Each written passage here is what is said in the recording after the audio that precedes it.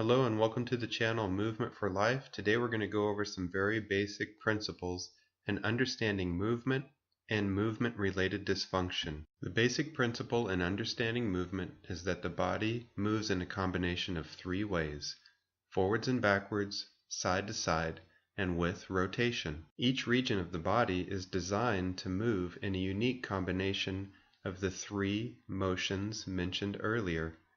Injuries occur short and long term when regions of the body are asked to move outside of what they were designed to perform. As we look simply at motion segments in the body, the foot is able to move all three ways: forwards, backwards, side to side, and rotate. The knee joint, which is above the foot, primarily can move one way, forwards and backwards.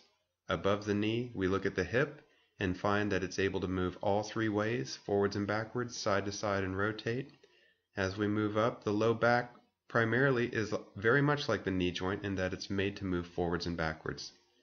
The mid back primarily moves two ways, side to side and with rotation.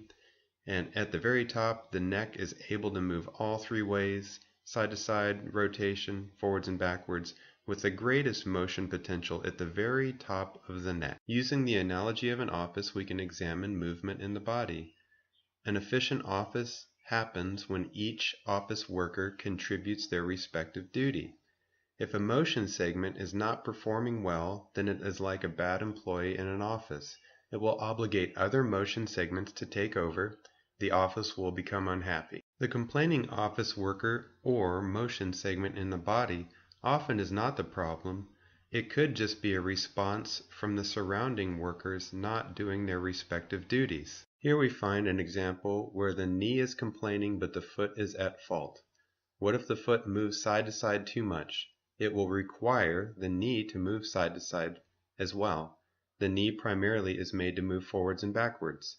So the complaining segment is not the faulty segment. Here we find an example where the back is complaining, but the hip is at fault.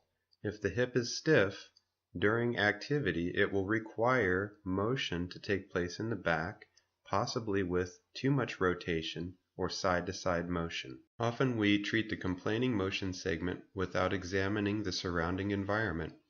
If someone has knee pain, they often receive treatment for the knee. We should ask what is happening above and below that motion segment, contributing to the knee complaining to begin with. Keeping it simple, our body moves in a combination of three ways: forwards and backwards, side to side, and with rotation. Each motion segment in our body is responsible for a unique combination of these three ways.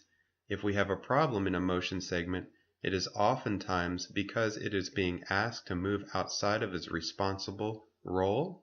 So we should look above and below that motion segment to find out what is making it move in a way that it is not happy with. Hopefully this quick presentation will allow us to ask better questions so that we can get better answers. I would encourage you to seek the villain rather than treating the victim, and when in doubt, seek further help from a professional who really understands movement literacy and can help examine the cause behind the dysfunction.